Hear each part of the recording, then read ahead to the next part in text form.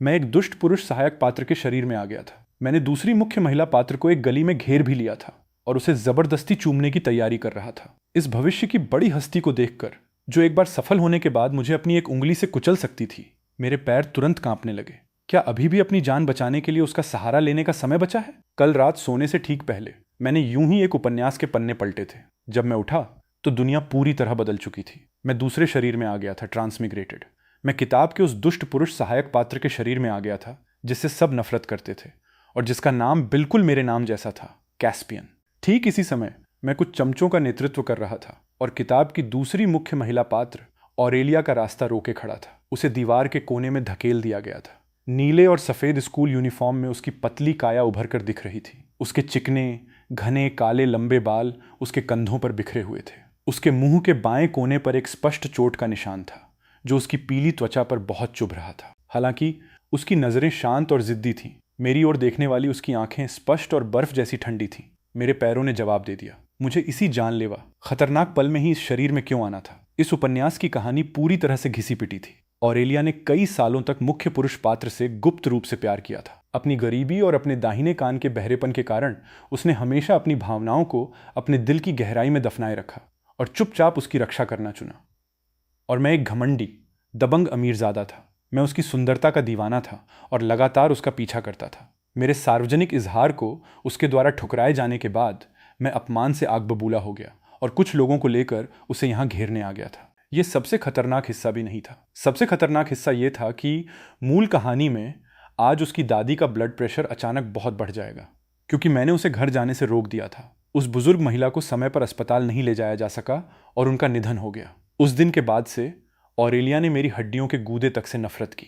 बाद में जब उसे पता चला कि मैं अभी भी मुख्य पुरुष पात्र को निशाना बना रहा हूं, तो उसने, जो तब तक भारी सफलता प्राप्त कर चुकी थी, बेरहमी से मेरे परिवार को दिवालिया कर दिया। उसने मुझे जेल भी भेज दिया। आज का दिन उसी शाश्वत विनाश का वो महत्वपूर्ण मोड़ था। इतने करीब उस नाजुक प्यारे चेहरे को देखते हुए बस थोड़ा और आगे, और मैं उसके होठों को छू सकता था। मूल कहानी में अपने दुखद भयानक अंत के बारे में सोचकर मैं कांप गया और एक कदम पीछे हट गया।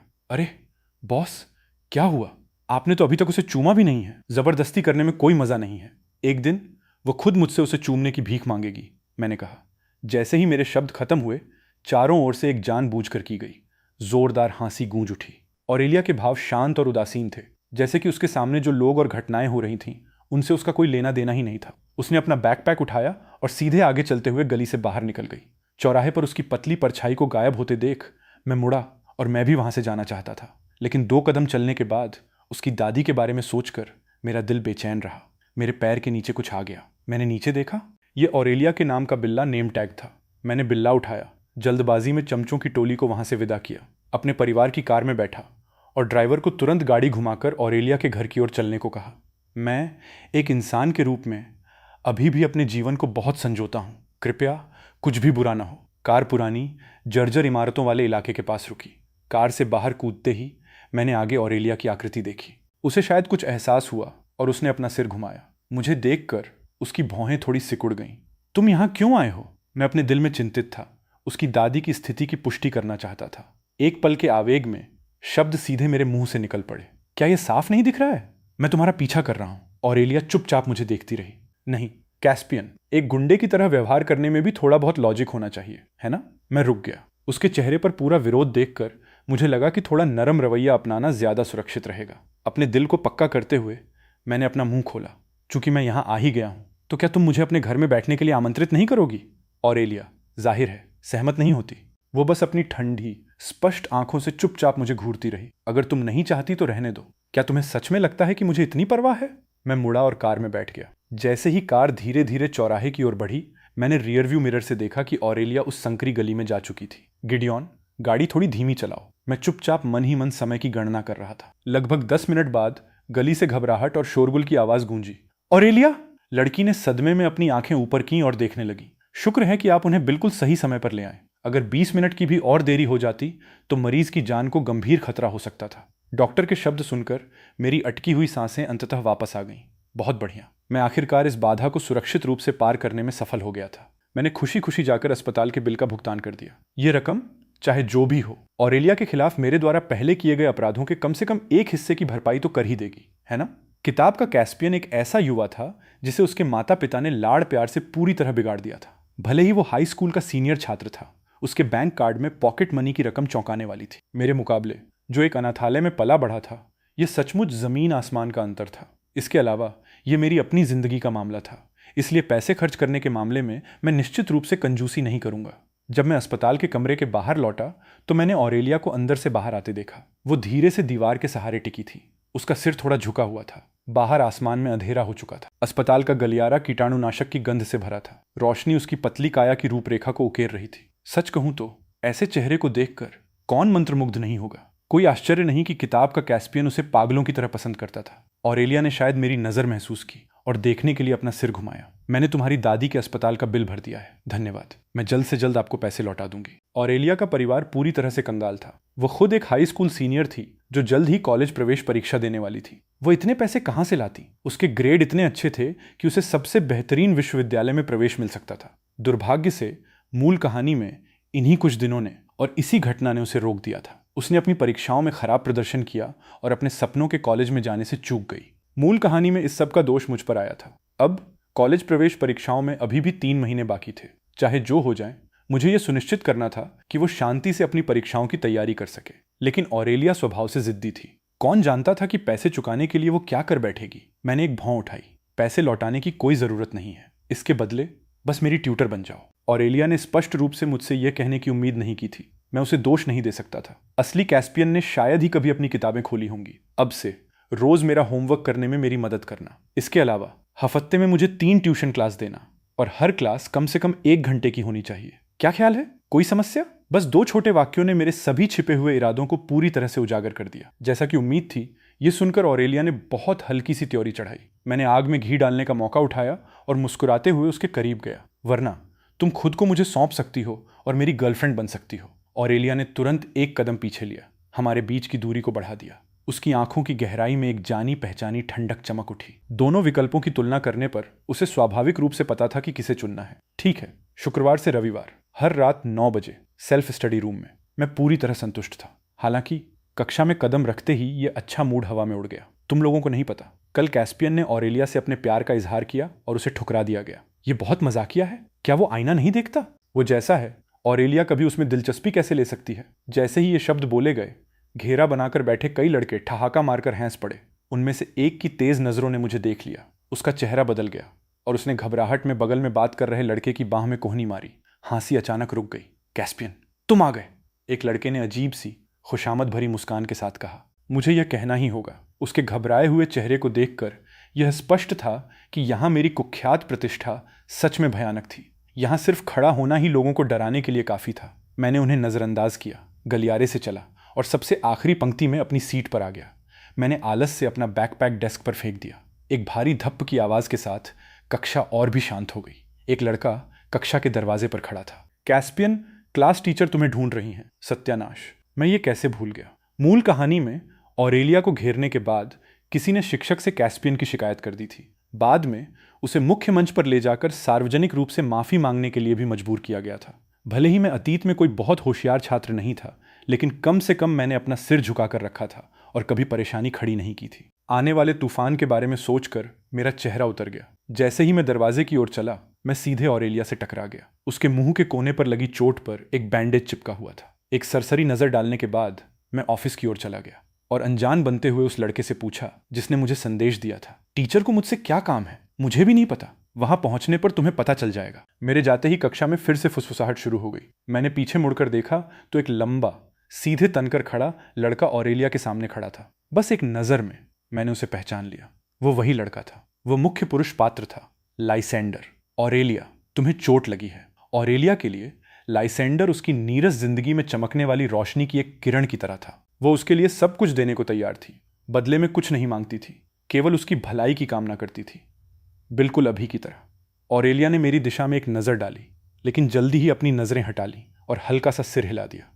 उसे इस हद तक परेशान किया गया था, फिर भी वो लाइसेंडर को यह बताने की हिम्मत नहीं जुटा पाई। अपनी स्थिति के बारे में सोचते हुए ऑफिस के अंदर 40 के आसपास की उम्र वाली क्लास टीचर के चेहरे पर सख्त भाव थे। कैस्पियन, क्या तुम जानते हो कि मैंने तुम्हें यहां क्यों बुलाया है? मैंने अपना सिर हिलाया। क्लास टीचर की भौहें तन गईं और उन्होंने अपनी आवाज ऊंची की। किसी ने शिकायत की है कि कल स्कूल के बाद तुम कुछ लोगों को लेकर ऑरेलिया को परेशान करने गए थे। ऐसा हुआ था या नहीं? हालांकि यह सच था, मैं किसी भी कीमत पर इसे स्वीकार नहीं कर सकता था, चाहे आप मुझे पीट पीट कर मार डालें। नहीं, सच में नहीं, सच में नहीं। कैस्पियन, ऐसे समय में भी तुम बहाने बना रहे हो। जाहिर है उसने मुझे यहां पूछने के लिए नहीं, बल्कि सूचित करने के लिए बुलाया था। मैं जो कुछ भी कहूंगा उसके एक अक्षर पर भी वो विश्वास नहीं करेगी। सही भी है, दिन भर क्लास बंक करने वाले और परेशानी खड़ी करने वाले एक समस्याग्रस्त छात्र पर कौन विश्वास करेगा? कौन सा शिक्षक ऐसे छात्र की बातों पर विश्वास करेगा? अगले सोमवार को झंडारोहण समारोह के दौरान तुम मंच पर जाओगे और अपनी गलती स्वीकार करते हुए माफी मांगोगे। मिस हैरिंगटन, मैंने सच में ऐसा नहीं किया। अभी भी नहीं मानोगे, है ना? ठीक है, अगर तुम अपने लिए कोई गवाह ढूंढ लाओ जो तुम्हारे हक में बोले तो मैं तुम्हारी बात मान लूंगी। मेरे मन चले चमचों की टोली को ऑफिस में खड़े होकर मेरे लिए गवाही देते हुए देखने के दृश्य की कल्पना करके मेरी आंखों के आगे अंधेरा छा गया। इस बार मुझे डर था कि मैं इससे बच नहीं पाऊंगा। मेरी बेगुनाही साबित करने में कोई भी मेरी मदद नहीं कर सकता था। खटखट, दरवाजा खटखटाने की आवाज गूंजी। उसके बाद एक स्पष्ट सौम्य आवाज आई, मिस हैरिंगटन। मैंने हैरानी से अपना सिर घुमाया। ये ऑरेलिया थी। मैं इनके लिए गवाही दे सकती हूँ, चाहे आप मुझे पीट पीट कर मार डालें। लेकिन मैंने कभी भी ये उम्मीद नहीं की थी कि ऐसे नाजुक पल में मेरे लिए खड़ी होने वाली और मेरी मदद करने वाली ऑरेलिया होगी। लेकिन ये सुनकर क्लास टीचर की त्योरी और भी गहरी हो गई। ऑरेलिया बेटा, अगर कोई तुम्हें धमका रहा है तो डरो मत। स्कूल और शिक्षक तुम्हारे साथ हैं। मुझे किसी ने नहीं धमकाया। तो फिर कुछ छात्रों ने ऐसा क्यों कहा कि उन्होंने कल स्कूल के बाद तुम दोनों को एक साथ देखा था? ऑरेलिया एक पल के लिए रुकी। ऐसा इसलिए है क्योंकि मुझे अपनी पढ़ाई से जुड़े कुछ सवालों में दिक्कत थी और मैं उनसे पूछना चाहती थी कि क्या वो मुझे ट्यूशन देने के लिए कुछ समय निकाल सकते हैं। क्लास टीचर की आंखें फटी की फटी रह गईं। क्या क्या? उन्होंने मेरी ओर देखा, पूरी तरह शक से भरी हुई। सच कहूं तो इसे सुनकर कोई भी शिक्षक यही सोचेगा कि उसने कोई भूत देख लिया है। लेकिन ऑरेलिया ने मेरे सामने एक सीढ़ी रख दी थी। इस पर कदम न रखना बहुत बड़ी बेवकूफ़ी होती। जी हाँ, मेरे माता पिता हाल ही में तलाक लेने के बारे में बहस कर रहे हैं। मैं सोच रहा था कि अगर मेरे ग्रेड बेहतर हो जाएं तो शायद वे खुश हो जाएं और शायद वे तलाक न लें। मुझे माफ़ करना मेरे सस्ते माता पिता, जिनसे मैं आज तक मिला भी नहीं हूँ। असलियत में मेरे पिता एक नए नए अमीर बने व्यक्ति थे, जिन्होंने बाद में मेरी माँ से सिर्फ इसलिए शादी की क्योंकि वो बहुत सुंदर थीं। हालांकि मुझे जन्म देते समय मेरी माँ को बहुत अधिक खून बहने की समस्या हुई और वो लगभग मर ही गई थी। इसलिए उन बूढ़े दंपति के पास, उनके पास केवल मैं, यही एक व्यक्ति बचा है। उनके पास केवल मैं, यही एक व्यक्ति बचा है। उन्होंने मुझे अपने इकलौते बेटे को सिर पर चढ़ा रखा था। क्लास टीचर के भाव जटिल थे। काफी देर बाद उन्होंने कहा, सहपाठियों की मदद करना अच्छी बात है, लेकिन कॉलेज प्रवेश परीक्षाएं नजदीक आ रही हैं। अपनी पढ़ाई में देरी मत करना। मुझे गुस्सा नहीं आया। वैसे भी मेरे ग्रेड को देखते हुए अब देरी करने की कोई गुंजाइश बची ही नहीं थी। ऑफिस से बाहर निकलते हुए मैंने एक लंबी सांस छोड़ी। बॉस, कैसा रहा? क्लास टीचर ने आपके लिए कोई मुश्किल तो खड़ी नहीं की? मैंने ध्यान से देखा और उसे कल के अपने एक चमचे के रूप में पहचान लिया। जब उसने मेरे बगल में ऑरेलिया को देखा तो वो तुरंत सतर्क हो गया और मेरे और ऑरेलिया के बीच आ खड़ा हुआ। क्या तुमने ही चुगली की थी? तुमने जानबूझकर ऐसा किया? तुम बॉस को नुकसान पहुंचाना चाहती हो? ऑरेलिया के भाव ठंडे थे। बिना एक भी शब्द कहे वो सीधे उसके पास से गुजर गई। तुम कॉर्बिन, बकवास मत करो। ये देखकर कि ये लड़का कोई परेशानी खड़ी करने वाला है, मैंने जल्दी से उसे पकड़ लिया। तुम उस बड़ी हस्ती का अपमान कर रहे हो जो भविष्य में अपनी उंगलियों के एक इशारे से मुझे कुचल सकती है। कॉर्बिन आधा संदेह में था, लेकिन मुझे ऐसा कहते देख उसने बात को आगे नहीं बढ़ाया। उसने अपना सिर खुजाया और मुस्कुराते हुए बियर का एक केन पकड़ा दिया। बॉस, आपकी पसंदीदा। मैंने सीधे मना करते हुए अपना हाथ हिलाया। बॉस, आज रात के लिए एक पूल हॉल बुक किया है, चलेंगे? चलें? मैं झिझका। सच कहूं तो मैं बिल्कुल नहीं जाना चाहता था, क्योंकि मैं असली कैस्पियन नहीं था। लेकिन रातों रात बहुत ज्यादा बदल जाना निश्चित रूप से संदेह पैदा करेगा। ऑरेलिया ने अचानक अपना सिर घुमाया और हमारी दिशा में देखा। मेरे दिमाग में एक जबरदस्त आइडिया आया। कहाँ चलें? मुझे आज रात एक जरूरी काम है। क्या जरूरी काम? इवनिंग सेल्फ स्टडी, शाम की पढ़ाई में शामिल होना। ऐसा नहीं हो सकता बॉस, आप तो रेगुलर क्लास में भी नहीं जाते। आप इवनिंग सेल्फ स्टडी में जाकर क्या करेंगे? तुम क्या जानो, सेल्फ स्टडी तुम लोगों से कहीं ज्यादा जरूरी है। ये ऑरेलिया की चापलूसी करने का मेरा सुनहरा मौका था। जो भी मुझे रोकने की कोशिश करेगा मैं उससे लड़ूंगा। ऑरेलिया ने अपनी नजरें हटा ली। ऐसा लग रहा था जैसे उसने सुना हो, फिर भी उसे कोई परवाह न हो। मैं जल्दी से उसके पीछे भागा। ऑरेलिया, आज शुक्रवार है, हमारी बात हुई थी कि तुम मुझे पढ़ाओगी, भूलना मत। ऑरेलिया कुछ नहीं बोली, ये याद करते हुए कि वो अपने दाहिने कान से बहरी थी। मैं थोड़ा और करीब झुका। क्या तुमने सुना? तुम अपनी बात से मुकर नहीं सकती। ऑरेलिया ने अंततः हल्का सा सिर हिलाया। ऑरेलिया और मेरे एक साथ कक्षा में लौटने के बाद पूरे दिन कक्षा का माहौल अजीब रहा। छात्र मुझे देखते, फिर ऑरेलिया को देखते। उनके चेहरों पर उत्सुकता और जांच पड़ताल की रुचि साफ दिखाई दे रही थी। मैं उदासीनता से अपनी सीट पर लौट आया। वैसे भी मैं एक बड़ी मुसीबत से बच गया था और मुझे मंच पर जाकर माफी नहीं मांगनी पड़ी थी। बाकी चीजों की किसे परवाह है। जैसे ही मैं बैठा, सामने वाली सीट पर बैठे लड़के ने मुड़कर चिंता से भरे चेहरे के साथ पूछा, क्लास टीचर तुम्हें क्यों ढूंढ रही थी? उन्होंने तुम्हें डांटा तो नहीं? मैंने उसकी ओर देखा और धीरे से एक भौं उठाई। ये कैस्पियन का एकमात्र भाई सिलास था। एक तरह से चमचा शब्द उसके लिए ज्यादा सही था। सिलास एक गरीब परिवार से था, जहां 6 लोगों का परिवार एक छोटे से घर में ठुंसा हुआ था। इस माहौल ने उसके व्यक्तित्व को ऐसा बना दिया था जो असुरक्षित भी था और दूसरों को खुश करने में बहुत माहिर भी। हाई स्कूल में प्रवेश करते ही वो कैस्पियन के पीछे पीछे रहने लगा। उसका होमवर्क करने में मदद करता, झूठी छुट्टी की अर्जियां बनाता और शिक्षकों के सामने उसका बचाव करता।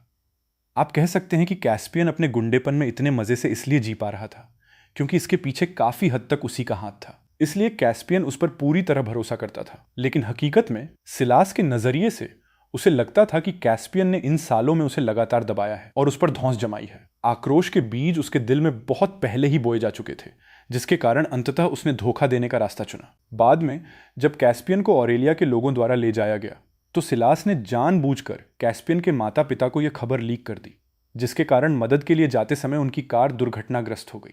मैंने नकली चिंता से भरे इस चेहरे को चुपचाप देखा। तुम्हें कैसे पता कि टीचर मुझे डांटने वाली थी? नहीं, मैं तो बस यूं ही पूछ रहा था, क्योंकि कल जो हुआ था जब तुमने ऑरेलिया को घेरा था। हाँ, बहुत से लोगों को इसके बारे में पता है, उन्हें बिल्कुल पता है, और वो तुम ही थे जो खुद जाकर चुगली कराए, है ना? मैं अपनी कुर्सी की पीठ से टिक कर बैठ गया, अपना बैकपैक खोला और किताबें बाहर निकालने लगा। तो क्या हुआ अगर उन्हें पता है? मैंने पहले ही सरेआम इजहार किया था और इतने सारे लोगों के सामने मैंने उसे लगभग जबरदस्ती चूम ही लिया था। लोगों का न जानना मुश्किल होगा। सिलास ने शायद मेरी ठंडक को महसूस कर लिया और समझदारी दिखाते हुए फिर से इसका जिक्र नहीं किया। ओह हाँ, मैं कल तुम्हारा वर्कशीट तुम्हारे लिए करने के लिए वापस लेना भूल गया था। मैं अभी उसे तुम्हारे लिए कर दूंगा। वे आज दोपहर क्लास में इसे हल करवाने वाले हैं। मुझे मानना पड़ा, वो सचमुच चतुर था। हालांकि वो कैस्पियन के लिए काम करता था, लेकिन वो कभी भी किसी को गली में घेरने जैसी हरकतों में शामिल नहीं होता था। उसके पास हमेशा कोई ना कोई बहाना होता था। कल भी ऐसा ही था। कैस्पियन को अपनी मौत तक यह एहसास नहीं हुआ कि उसका यह अच्छा भाई असल में ऑरेलिया को भी पसंद करता था। कैस्पियन को ऑरेलिया के साथ वैसा व्यवहार करते देख वो अपने दिल का गुस्सा जाहिर भी नहीं कर सकता था। मैंने अपनी कलाई मोड़ी, उसके हाथ से बचा, पलटा और गलियारे के ठीक पार ऑरेलिया की डेस्क पर वर्कशीट फेंक दी। मैंने अभी तक ये वर्कशीट नहीं की है। वे आज दोपहर क्लास में इसे हल करवाने वाले हैं। पूरी कक्षा तुरंत पूरी तरह से शांत हो गई। ऑरेलिया ने भी अपना सिर घुमाया और मुझे चुपचाप देखा। मैंने उसकी ओर अपनी ठुड्डी उठाई। वे आज दोपहर क्लास में इसे हल करवाने वाले हैं। ऑरेलिया ने मेरी वर्कशीट अपनी भौतिकी की किताब के ऊपर रखी और लिखना शुरू कर दिया। इतनी कठिनाई की एक वर्कशीट उसके लिए पानी पीने जितनी आसान थी। मुझे तो ऐसा भी लगा जैसे उसने इस बारे में बमुश्किल ही सोचा हो। बस सवाल पर एक नजर डाली और उसके पास जवाब था। कैस्पियन, तुम उसे अपना होमवर्क कैसे करने दे सकते हो? क्या तुमने अभी अभी नहीं पूछा था कि क्लास टीचर मुझे क्यों ढूंढ रही थी? बेशक ये इसलिए था क्योंकि मैं उसे देखकर मुस्कुराया। जानबूझकर चुभते हुए लहजे में बोला, पप्पी लव बचपन का प्यार। ऑरेलिया की भौहें हल्की सी सिकुड़ गईं, जिसमें चेतावनी की एक झलक थी। यह जानकर कि मैंने मजाक को थोड़ा ज्यादा ही खींच दिया है, मैं समय रहते रुक गया और उसे देखकर मुस्कुराया। बस क्लासमेट्स, बस मजाक कर रहा था। वैसे भी कल की घटना के बाद मुझे पता था कि ऑरेलिया इस तरह की सस्ती जुबानी बयानबाजी को लेकर मेरे खिलाफ मन में कोई बैर नहीं रखेगी। आंखों वाला कोई भी इंसान यह देख सकता था कि ऑरेलिया और मेरे बीच पप्पी लव होना बिल्कुल असंभव था। इससे उसकी प्रतिष्ठा भी स्पष्ट हो गई और साथ ही साथ सिलास पर एक तंज भी कसा गया। एक तीर से दो निशाने। मेरी तिरछी नजर से मुझे दिखा कि सिलास ने जैसे चैन की सांस ली, लेकिन उसका चेहरा अभी भी बहुत अच्छा नहीं लग रहा था। वो चुपचाप शब्दावली याद करने के लिए वापस मुड़ गया। मैंने भी अपनी पाठ्यपुस्तक निकाली, अविश्वसनीय रूप से एकदम नए पन्नों को देखा और अपने मन में खुद के लिए गहरी सांस ली। इस दुनिया में आने से पहले मैं पहले से ही कॉलेज के दूसरे वर्ष का छात्र था। किसने सोचा होगा कि बस अपने डॉर्म में लेटकर एक उपन्यास पढ़ने भर से मैं जागने पर कॉलेज प्रवेश परीक्षा दोबारा देने की स्थिति में आ जाऊंगा। भगवान जानता है कि मैंने अपना सारा हाई स्कूल का ज्ञान बहुत पहले ही अपने शिक्षकों को वापस कर दिया था। कोई भी इसे पूरी तरह से दयनीय स्थिति क्यों नहीं कहेगा। पूरे दिन की क्लास के बाद मैं थक कर चूर हो गया था और अपनी डेस्क पर सपाट पसरा हुआ था। किसी ने खिड़की खटखटाई। बॉस, मैंने एक आंख खोली और देखा कि कॉर्बिन कुछ चमचों को लेकर बाहर खड़ा था। बॉस, चलो खेलने चलते हैं, सेल्फ स्टडी बहुत बोरिंग है। ओह, तो वे मुझे आमंत्रित करने के लिए एक समूह के रूप में आए थे। अगर ये असली कैस्पियन होता तो वो रोमांचित हो जाता। अफसोस कि मैं वो नहीं था। वो कैंडी कहाँ है जो मैंने तुम्हें लाने के लिए कही थी? ओह हाँ, ये यहीं है। कॉर्बिन ने अपना माथा पीटा और एक बैग पकड़ा दिया। इस लड़के ने 2 बॉक्स भी खरीद लिए थे। अगले ही पल बैग के अंदर के सामान को देखकर मैंने कहा, मैंने तुम्हें कैंडी खरीदने के लिए कहा था, तुम्हें सिगरेट खरीदने के लिए किसने कहा? नहीं बॉस, क्या ये आपका पसंदीदा ब्रांड नहीं है? कॉर्बिन चकराया हुआ दिखा। ऐसा लग रहा था कि यह छवि सच में 1 या 2 दिन में नहीं बदली जा सकती। मैंने एक गहरी सांस ली। मुझे अब ये पसंद नहीं है, समझे?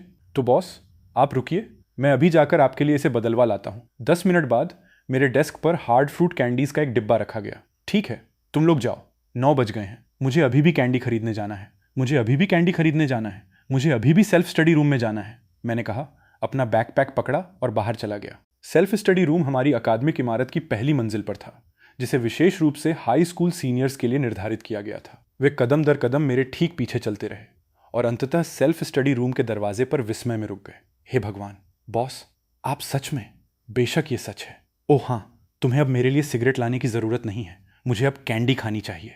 बॉस आपको कौन सा सदमा लगा है? मैंने एक कैंडी का रैपर खोला, उसे अपने मुंह में उछाला और बड़बड़ाया, ऑरेलिया को यह पसंद नहीं है, समझे? कई लोग तुरंत जोरदार हूटिंग करने लगे।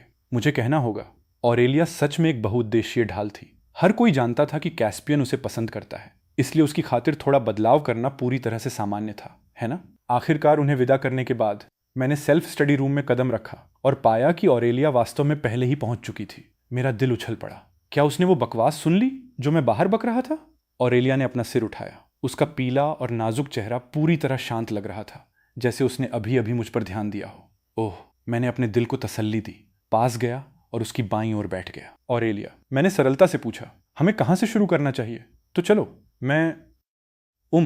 टीचर ने आज दोपहर क्लास में यह समझाया था, लेकिन उन्होंने इसे तुम्हारे जितना अच्छे से बिल्कुल भी नहीं समझाया। दरअसल इसका मुख्य कारण यह था कि यह वर्कशीट थोड़ी कठिन थी। असली कैस्पियन के लिए इसे सिर्फ एक बार सुनकर समझना असंभव था। ऑरेलिया से इसे दोबारा पढ़वाने से बाद में चीजों को समझाना आसान हो जाता। ऑरेलिया एक पल के लिए शांत रही। ऐसा लग रहा था कि उसे मेरे बात करने के तरीके की आदत हो गई है और वो अब हर शब्द पर नुक्ताचीनी नहीं कर रही थी। तो आइए इस बहुविकल्पीय मैकेनिक्स प्रश्न से शुरू करते हैं। जरूर। ये देखकर कि वो सहायक रेखाएं खींचने वाली है, मैं अनजाने में उसकी तरफ थोड़ा और झुक गया। ऑरेलिया की हरकतें अचानक रुक गईं। क्या हुआ? मैंने उसकी ओर मुड़कर देखा। ऑरेलिया के होंठ थोड़े से खुले और उसने अचानक पूरी तरह से असंबद्ध प्रश्न पूछा, तुम जो कैंडी खा रहे हो उसका स्वाद कैसा है? लीची। क्या तुम एक चखना चाहती हो? ऑरेलिया की पलकें थोड़ी फड़फड़ाईं। उसका शरीर अगोचर रूप से एक तरफ खिसक गया, जिससे हमारे बीच थोड़ी दूरी बन गई। जरूरत नहीं है। जैसा कि मुझे उम्मीद थी, ऑरेलिया और मेरे एक साथ इवनिंग सेल्फ स्टडी में जाने के बाद स्कूल में हमारे पप्पी लव के रिश्ते में होने की अफवाहें नहीं उड़ी। उन्होंने जिस बात की गपशप की वो ये थी कि मैं ऑरेलिया का दीवाना सिम बन गया था और उसकी खातिर पागलों की तरह पढ़ाई करने लगा था। मैं पूरी तरह से हार मान चुका था। पीई क्लास शारीरिक शिक्षा के दौरान मैं स्टैंड में बैठा था। दुख से भरा चेहरा। मैं स्टैंड में बैठकर 45 डिग्री के कोण पर अपना सिर झुकाए आसमान को निहार रहा था। भूल जाओ, उन्हें गपशप करने दो। एक बड़ी हस्ती का दीवाना बनना हमेशा उसका जानी दुश्मन बनने से बेहतर होता है। खैर, मुझे अभी वो भी नहीं कहा जा सकता था, ये देखते हुए कि भविष्य की ऑरेलिया के सामने मैं अविश्वसनीय रूप से कमजोर था। कैस्पियन, तुम ऑरेलिया का पीछा करने के लिए इतनी मेहनत कर रहे हो, लेकिन उसने कोई जवाब नहीं दिया है। मुझे लगता है शायद तुम्हें इसे भूल जाना चाहिए। सिलास मेरे बगल में बैठा था और सावधानी से बोल रहा था। मुझे लगता है कि वो शायद लाइसेंडर को पसंद करती है। ऐसा है क्या? मैंने भी अभी इसके बारे में सुना है। उसने कल थैचर से पूछा था कि किसी लड़के के लिए क्या उपहार तैयार करना अच्छा रहेगा। लगता है लाइसेंडर का जन्मदिन जल्द ही आने वाला है। मैं पूरी तरह बोर होकर कुर्सी की पीठ से टिक गया। शायद पसंद करती है का क्या मतलब है? वो किसे पसंद करती है? क्या मुझे नहीं पता होगा? लाइसेंडर को सेलो बजाना पसंद था, इसलिए ऑरेलिया ने व्यक्तिगत रूप से लकड़ी का एक सेलो आभूषण हाथ से तराशा था। उसके जन्मदिन पर उसने चुपके से इसे उसकी डेस्क के अंदर रख दिया था, लेकिन लाइसेंडर को कभी पता नहीं चला कि वो ऑरेलिया ही थी जिसने उसे यह दिया था। वरना वो दूसरी मुख्य महिला पात्र क्यों होती? इस तरह एक गुप्त क्रश पालना वो कभी भी मुख्य महिला पात्र से मुकाबला कैसे कर सकती थी? कैस्पियन, तुम नाराज नहीं हो? मुझे किस बात पर नाराज होना चाहिए? सिलास एक पल के लिए निशब्द रह गया। बॉस, बैडमिंटन खेलना है? कॉर्बिन पीछे से एक रैकेट लिए हुए प्रकट हुआ, जिससे मैं चौंक गया। क्या तुम अपनी मौत बुला रहे हो? मुझे बस कोई खेलने वाला नहीं मिला। बॉस, मुझ पर एक एहसान कर दीजिए। मुझे ये पता था। ये उन दुर्लभ चीजों में से एक थी जिसे कैस्पियन की ताकत माना जा सकता था, और उन बहुत कम क्षेत्रों में से एक था जहां मैं उसके साथ तालमेल बिठा पा रहा था। अगर तुम बैडमिंटन खेलना चाहते हो तो तुम्हारे साथ खेलने के इच्छुक बहुत से लोग हैं। बॉस, आपका दिमाग हाल ही में पूरी तरह से ऑरेलिया पर अटका हुआ है। क्या आप बस हमें इस तरह नजरअंदाज करने वाले हैं? मैंने रैकेट ले लिया। चूंकि मुझ में यह बदलाव रातों रात बहुत तेजी से आया था, इसलिए ये निश्चित रूप से संदेह पैदा करेगा। भले ही मैं ऑरेलिया को एक बहाने के रूप में इस्तेमाल कर सकता था, लेकिन मैं इतना भी अचानक नहीं बदल सकता था। कभी कभी नाटक करना अभी भी जरूरी था। वो कहावत क्या थी? जिस झूठ में सच मिला हो उसे पकड़ना सबसे मुश्किल होता है। स्पोर्ट्स फील्ड के बगल वाली खुली जगह पर पहुंचकर मैंने बैडमिंटन रैकेट का परीक्षण किया और इत्तेफाक से एक जानी पहचानी आकृति पर मेरी नजर पड़ी। ऑरेलिया। वो दौड़ रही थी। शायद मेरी नजर महसूस करके उसने भी अपना सिर थोड़ा घुमाया और मेरी दिशा में एक नजर डाली। अरे ऑरेलिया! उसने कोई जवाब नहीं दिया। उसकी नजर एक पल के लिए मेरे बैडमिंटन रैकेट पर रुकी और फिर जल्दी से हट गई। मुझे लगा था कि इतना समय एक साथ बिताने के बाद मैं और वो बड़ी हस्ती, भले ही करीब न हो, लेकिन कम से कम हमारे बीच थोड़ी बहुत तो बातचीत थी ही। वो अचानक लोगों को नजरअंदाज क्यों कर रही थी? कैस्पियन, तुम्हारे हाथ में जो शटलकॉक है वो बहुत पुरानी है। मैं एक नई लाया हूं। देखो ये काम करती है या नहीं। मैंने नई शटलकॉक ली जो उसने मुझे दी थी। जब तक मैंने ऊपर देखा, ऑरेलिया दौड़कर आगे निकल चुकी थी। उस युवा लड़की की पीठ पतली और कमजोर थी, फिर भी ये एक जिद्दी लचीलापन बिखेर रही थी। मैं थोड़ा हैरान था। ऑरेलिया बहुत कम बोलने वाली, बेहद एकांत प्रिय इंसान थी। आमतौर पर जब वो बहुत अधिक दबाव में या खराब मूड में होती थी, तभी वो इस तरह लगातार दौड़ती थी। ऐसे समय में उसे किसने दुखी किया? तभी बगल के बास्केटबॉल कोर्ट से जय जयकार की आवाज गूंजी। कोई चिल्लाता हुआ लग रहा था। मैंने भी उस तरफ देखा और धुंधले रूप से एक लड़की को 3 स्टेप लेअप करते देखा। उसकी हरकतें बहुत सहज थीं, जो चीखने की लहरें पैदा कर रही थीं। यह मुख्य महिला पात्र थी और लाइसेंडर की आधिकारिक जोड़ीदार मेव पढ़ाई में बिल्कुल फिसड्डी, बस मेरी तरह दिन काट रही थी। और उसके इतने बॉयफ्रेंड रह चुके थे कि कई टेबल भर जाएं। यह सच है। मुख्य पुरुष पात्र लाइसेंडर एक आदर्श, प्यारा, कोमल लड़का था। फिर भी उसे ऐसी ही एक लड़की से प्यार हो गया था। निष्पक्ष रूप से कहूं तो मेव सच में खूबसूरत थी। ऑरेलिया की ठंडी दूरी के विपरीत, जो हमेशा लोगों को अलगाव की भावना देती थी, उसके पास थोड़ी जंगली सुंदरता थी। इसमें कोई आश्चर्य नहीं कि उसे हमेशा इतना पसंद किया जाता था। लाइसेंडर के साथ जुड़ने के बाद से मेव बहुत बदल गई, लेकिन उनके पारिवारिक परिवेश और मानसिकता में अंतर के कारण दोनों अंततः शादी करने से पहले सालों तक ब्रेकअप करते रहे और फिर साथ आते रहे। मैंने अपना सिर घुमाया और जैसा कि उम्मीद थी, दर्शकों की भीड़ के पीछे खड़े लाइसेंडर की आकृति को देखा। वो पास नहीं आया, वो बस भीड़ के पार से खड़ा होकर देख रहा था। कोई भी मूर्ख उसके चेहरे पर लिखे स्पष्ट स्नेह को देख सकता था। कॉर्बिन के साथ थोड़ी देर बैडमिंटन खेलने के बाद मैं आराम करने के लिए रुका, लेकिन मेरी आंखों के कोने से मैंने देखा कि ऑरेलिया अभी भी दौड़ रही थी। हवा चली। नीले और सफेद स्कूल यूनिफॉर्म ने युवा लड़की की पतली कमर की रूपरेखा को उकेर दिया। सच में, क्या इस लड़की के पास अनंत स्टैमिना है? लेकिन यह केवल यह साबित करता था कि वो अभी बहुत खराब मूड में होगी। ये बात समझ में आती थी। बास्केटबॉल कोर्ट हमारे ठीक बगल में था। उसने निश्चित रूप से ध्यान दिया होगा कि लाइसेंडर पूरे समय मेव को देख रहा था। जिस लड़के को वो छुपकर प्यार करती थी, उसे किसी दूसरी लड़की के लिए तरसते देखकर भला कौन अच्छे मूड में हो सकता है? ऑरेलिया। मैं बस उसके पास भाग कर गया। क्या तुम दुखी हो? नहीं, मुझे तुम पर विश्वास नहीं है। मैं पूरी तरह से बता सकता हूं। आखिर मैंने हाल ही में इस बड़ी हस्ती के साथ काफी समय बिताया था। मेरे पास निश्चित रूप से अवलोकन कौशल का यह स्तर था। तुम दुखी क्यों हो? मुझे बताओ, मैं इसे सुलझाने में तुम्हारी मदद करूंगा। ऑरेलिया ने अचानक अपनी आंखें उठाईं और मुझे देखा। सुलझाओगे? तुम्हारा इससे कोई लेना देना नहीं है। मुझे नहीं पता कि यह मेरा भ्रम था या क्या, लेकिन ऑरेलिया का लहजा आज हमेशा से कुछ डिग्री ज्यादा ठंडा लग रहा था। मेरा दिल कस गया। ऐसा लग रहा था कि यह बड़ी हस्ती सामान्य स्तर से कहीं ज्यादा परेशान थी।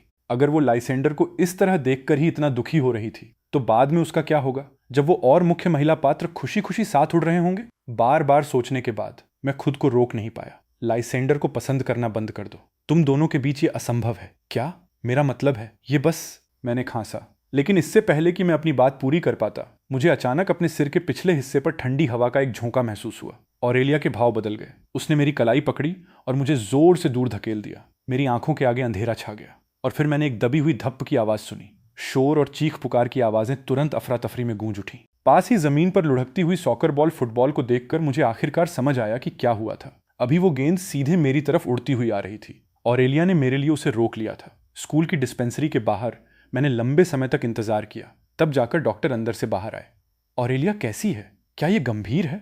वो गेंद बहुत तेजी से आ रही थी। गनीमत है कि उसने तुम्हें बचाने के लिए अपनी पीठ का इस्तेमाल किया, वरना अभी तुम अस्पताल में होते। चिंता मत करो, उसे कुछ चोटें आई हैं, लेकिन ये गंभीर नहीं है। कुछ दिनों तक रक्त संचार बढ़ाने और चोट ठीक करने वाला मलहम लगाने से ये ठीक हो जाएगा। मेरी अटकी हुई सांसें अंततः नीचे आईं, लेकिन मैं अभी भी पूरी तरह से निश्चिंत नहीं हो सका। अगर इस बड़ी हस्ती को कुछ हो जाता तो मैं इसकी कीमत नहीं चुका पाता। मैं उसे देख कर आता हूँ। यह कहकर डॉक्टर की सहमति का इंतजार किए बिना मैंने बस पर्दा हटाया और अंदर चला गया। ऑरेलिया, तुम कैसी? मेरी आवाज़ अचानक रुक गई।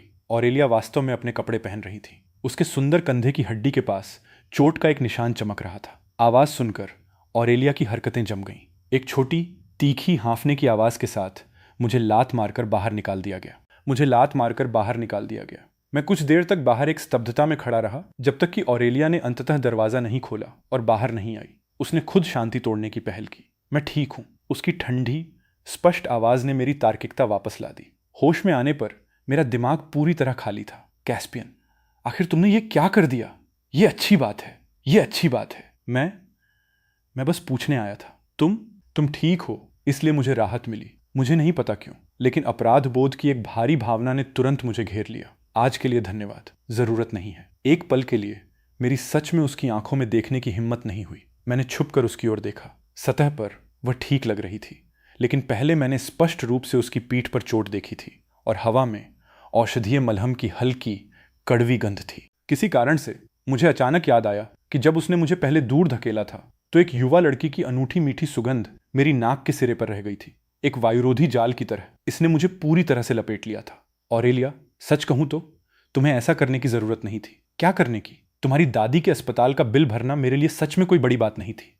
तुम्हें इस तरह एहसान चुकाने की जरूरत नहीं है। अपने किशोरावस्था के वर्षों में ऑरेलिया के पास खुद के अलावा कुछ नहीं था। अगर ये बात न होती तो उसे कर्ज चुकाने के लिए इस तरीके का इस्तेमाल करने की जरूरत नहीं पड़ती, उस व्यक्ति की मदद करने के लिए जिससे वो कभी सबसे ज्यादा नफरत करती थी। ऑरेलिया काफी देर तक चुप रही, इतनी देर तक कि मुझे लगने लगा कि कहीं मैंने कुछ गलत तो नहीं कह दिया। तभी वो अंततः फिर बोली। उसकी आवाज ठंडी और दूर की लग रही थी। तुम ज्यादा सोच रहे हो। मुझे पता है मैं क्या कर रही हूं। मुझे किसी के निर्देश की जरूरत नहीं है। मेरे दिल में थोड़ी घबराहट महसूस हुई और एक अकथनीय घुटन भी। मुझे नहीं पता था कि ये उसके शब्दों की वजह से था या उसके लहजे की वजह से। इतने समय तक एक साथ इवनिंग सेल्फ स्टडी में जाने के बाद उसे इस लहजे में मुझसे बात किए हुए काफी समय हो गया था। मैं कैसे भूल गया? ये बड़ी हस्ती कोई ऐसी वैसी इंसान नहीं थी जिससे मैं पंगा लेने की सोच भी सकूं। उसकी चोट को ठीक होने के लिए आराम की जरूरत के बारे में चिंता करते हुए और ये देखते हुए कि कॉलेज प्रवेश परीक्षा में केवल 1 महीना बाकी था, मैंने अपने दांत पीसे। तो फिर अच्छी तरह आराम करो। तुम्हें इस अंतिम समय के लिए इवनिंग सेल्फ स्टडी में जाने की जरूरत नहीं है। समझ गई? हो ही नहीं सकता। बॉस, वो आपके लिए इतनी दूर तक गई और आप कह रहे हैं कि आप दोनों डेटिंग नहीं कर रहे हैं? कॉर्बिन पूरी तरह से हैरान लग रहा था। उसके बगल में खड़े अन्य चमचे भी बात में शामिल होने लगे। बिल्कुल, हमने भी इसके बारे में सुना है। उसने ठीक उसी पल आपको दूर धकेल दिया। वो गेंद उसे बहुत जोर से लगी थी। बॉस इतने हैंडसम हैं और उसके साथ इतने अच्छे से पेश आते हैं कि कोई सोच भी नहीं सकता। कौन इसका विरोध कर पाएगा? बॉस, वो निश्चित रूप से आपको पसंद करती है। तुम लोग इतने गपशप करने वाले क्यों हो? तुम्हारे पास कहने के लिए इतना कुछ है। तुम लोग जाकर मुख्य मंच पर भाषण क्यों नहीं देते? आखिरकार वे बहुत छोटे थे। वे उस बड़ी हस्ती को नहीं समझते थे। ऑरेलिया जैसे लोग एहसानमंद होना सबसे ज्यादा नापसंद करते हैं। मैंने पहले उसकी इतनी बड़ी मदद की थी। भले ही उसने इसे जोर से नहीं कहा, लेकिन उसे यह निश्चित रूप से अपने दिल में स्पष्ट रूप से याद था। इसके अलावा दूसरों को भले ही पता न हो कि वह लाइसेंडर को पसंद करती है, लेकिन क्या मुझे नहीं पता होगा? लेकिन बॉस, इस बार मॉक एग्जाम में आपका स्कोर फिर से काफी सुधर गया है। अगर ऐसा ही चलता रहा तो आप कॉलेज प्रवेश परीक्षा के लिए तैयार हैं। बेशक। ऑरेलिया को छोड़कर ऐसा क्या है जो तुम्हारा बॉस चाहता है और वो उसे सफलतापूर्वक नहीं मिला है? बेशक। इन शब्दों में थोड़ा बहुत डींग हाँकना भी शामिल था। इतनी तेजी से सुधार कर पाना मुख्य रूप से ऑरेलिया की बदौलत ही संभव था। वो समस्याओं को अच्छी तरह से समझाती थी और उसमें बहुत धैर्य था। कभी कभी मैं एक ही सवाल कई बार पूछता था और वो कभी चिढ़ती नहीं थी। इसके अलावा कॉर्बिन जैसे लड़कों के लिए 400 अंक लाना ही बहुत बड़ी बात थी। 500 अंक तो आसानी से टॉप छात्रों की श्रेणी में आते थे। घर लौटने पर मुझे अपने माता पिता से और भी अधिक उत्साहपूर्ण प्रशंसा मिली। अच्छा, मुझे पता था कि हमारा कैस्पियन ये कर सकता है। देखो, हाल ही में इसमें कितना सुधार हुआ है। कैस्पियन, तुम खुद पर बहुत ज्यादा दबाव मत डालना, समझे? अगर तुम थक कर चूर हो गए तो मॉम और डैड को ही दुख होगा। ये कोई बड़ी बात नहीं है। सच कहूं तो मुझे हाल ही में एहसास हुआ कि पढ़ाई करना इतना भी मुश्किल नहीं है। कैस्पियन जो कुछ भी चाहता है बस एक बार कह दे। डैड निश्चित रूप से उसे पूरा करने की पूरी कोशिश करेंगे। एक प्यारा स्पष्ट चेहरा मेरे दिमाग में कौंध गया। मैं सीधा होकर बैठ गया। कॉलेज प्रवेश परीक्षाएं आ रही हैं। मैं आखिरी समय की तैयारी के लिए एक प्राइवेट ट्यूटर ढूंढना चाहता हूं। मुझे यह मानना पड़ेगा, मेरे पिता बहुत ही कुशल थे। अगले ही दिन उन्होंने मेरे ट्यूटर के रूप में शहर के एक प्रसिद्ध गोल्ड मेडल शिक्षक को काम पर रख लिया और उसी दिन से मैं फिर कभी सेल्फ स्टडी रूम में नहीं गया। मैं अभी तक वापस नहीं गया हूं। भले ही हम अभी भी एक ही कक्षा में थे और हर दिन एक दूसरे को देखते थे, लेकिन ऑरेलिया और मेरे बीच की दूरी अनजाने में ही बढ़ती गई। सिलास ने एक बार यूं ही इस बारे में पूछा, और मैंने बिना सोचे ही जवाब दे दिया। कॉलेज प्रवेश परीक्षाएं आ रही हैं, हर सेकंड कीमती है। ऑरेलिया टॉप यूनिवर्सिटी में जाने लायक है। अगर मेरी वजह से उसे देरी हुई तो मैं इसकी कीमत नहीं चुका पाऊंगा। जैसे ही मेरे शब्द खत्म हुए, ऑरेलिया पीछे से चलकर आई और मेरे पास से गुजर गई। मैंने अपराध बोध के साथ उसकी ओर देखा। उसका साइड प्रोफाइल शांत था, ऐसा लग रहा था कि उसे बिल्कुल परवाह नहीं है। मैंने थोड़ी राहत की सांस ली, अपने दिल की गहराइयों से उमड़ रही एक अजीब सी भावना को दबाया और एक और वर्कशीट निकाली। अपना सिर नीचे झुकाकर लिखने लगा। 1 महीने का समय पलक झपकते ही गुजर गया। कॉलेज प्रवेश परीक्षा समाप्त होने के दिन कक्षा में किसी ने जश्न मनाने के लिए एक डिनर का सुझाव दिया। मेरे आश्चर्य के लिए थैचर वास्तव में मेरे पास आया और मुझे आमंत्रित किया। कैस्पियन, आज रात एक पार्टी के लिए सब लोग इकट्ठा हो रहे हैं, क्या तुम जा रहे हो? मैं थोड़ा हैरान था। मेरी हिचकिचाहट को देखकर थैचर मुस्कुराया और आगे बोला, ग्रेजुएशन के बाद हर कोई अपने अपने रास्ते चला जाएगा। हर किसी को इस तरह फिर से एक साथ लाना आसान नहीं होगा। हर कोई जा रहा है, बस हम पर एक एहसान कर दो। चूंकि उसने ऐसा कहा तो मैं कैसे मना कर सकता था। ठीक है। काफी सारे लोग गए थे। प्राइवेट डाइनिंग रूम में बहुत रौनक थी। मैं एक चाय का कप पकड़े जूस पी रहा था, लेकिन मेरे दिमाग में कुछ और ही चल रहा था। आज रात ऑरेलिया वास्तव में लाइसेंडर से अपनी भावनाओं का इजहार करने की योजना बना रही थी। उस युवा लड़की के दिल में गहराई से दबा हुआ गुप्त क्रश धीरे धीरे खमीर बन गया था, जब तक कि इसे अंततः छिपाया नहीं जा सका। और इसलिए अपनी जवानी को विदाई देने वाली इस रात को उसने अपनी हिम्मत जुटाई। लेकिन दुर्भाग्य से मेव भी आज के दिन लाइसेंडर को ढूंढते हुए आ गई। नतीजतन ऑरेलिया का इजहार अंततः कभी नहीं बोला जा सका। अब इसे देखते हुए सब कुछ मूल कहानी के अनुसार ही सामने आ रहा था। फर्क सिर्फ इतना था कि मैं भी इस सभा में मौजूद था।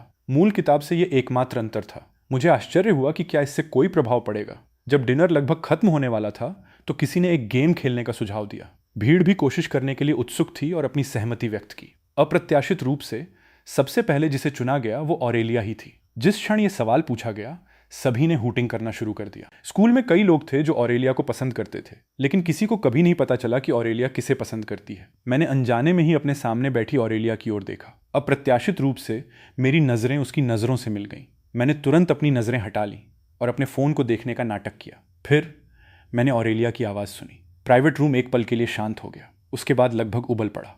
मेरा दिल जोर से धड़क उठा। ऑरेलिया ने हाँ कहा था। उसने सच में हाँ कहा था। लेकिन क्या किताब में यह नहीं कहा गया था कि उसने लाइसेंडर से कभी इजहार नहीं किया?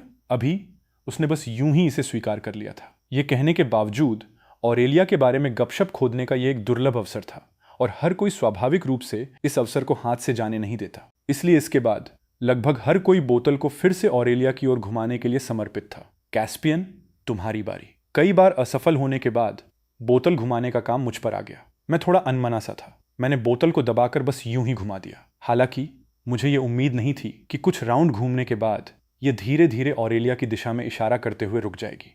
पूरा प्राइवेट रूम पूरी तरह से शांत हो गया। हो ही नहीं सकता।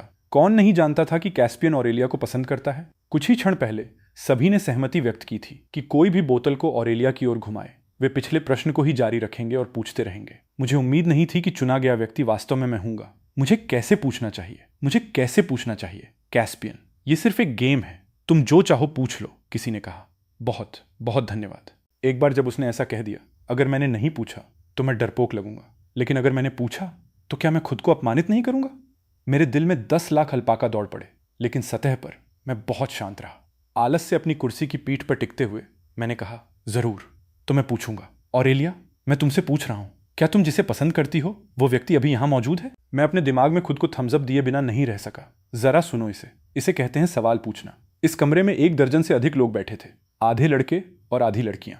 ऑरेलिया चाहे जैसे भी जवाब दे, वह गलत नहीं हो सकता था। वैसे भी जब तक वो जोर से लाइसेंडर का नाम नहीं लेती, कोई भी सीधे ये पता नहीं लगा सकता था कि वो किसे पसंद करती है। सभी ने मुझसे ये पूछने की उम्मीद नहीं की थी। हालांकि 3 सेकंड बाद वे होश में आए और सामूहिक रूप से उत्साहित हो गए। उन्होंने गपशप के रोमांच के साथ ऑरेलिया को देखा। मैंने ध्यान दिया कि मेरे बगल में बैठे सिलास ने भी अनजाने में अपने कप पर अपनी पकड़ मजबूत कर ली थी।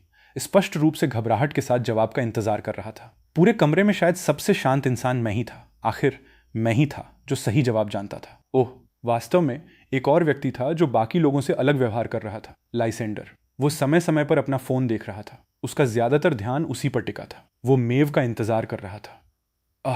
मैंने अपने दिल में चुपचाप गहरी सांस ली। दूसरी मुख्य महिला पात्र की नियति बहुत पहले ही लिखी जा चुकी थी। लाइसेंडर ऑरेलिया का नहीं हो सकता था। उसकी भावनाएं अंततः सिर्फ एक रहस्य बनकर रहने के लिए तय थीं, जिसने कभी दिन का उजाला नहीं देखा। थोड़ी देर के सन्नाटे के बाद कमरा जय जयकार से गूंज उठा। मेरा दिल मचल उठा और मैंने उसकी ओर देखा, लेकिन पाया कि वो लाइसेंडर को देख रही थी। उसकी गहरी आंखें शांत और एकाग्र थीं।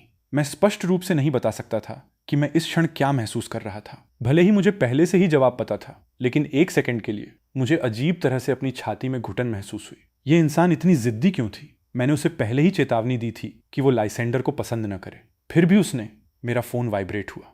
मैंने नीचे देखा, यह कॉर्बिन का संदेश था। वे जानते थे कि मैं आज रात क्लास डिनर के लिए गया था, इसलिए उन्होंने कहा कि वे बाद में मेरे साथ इकट्ठा होंगे।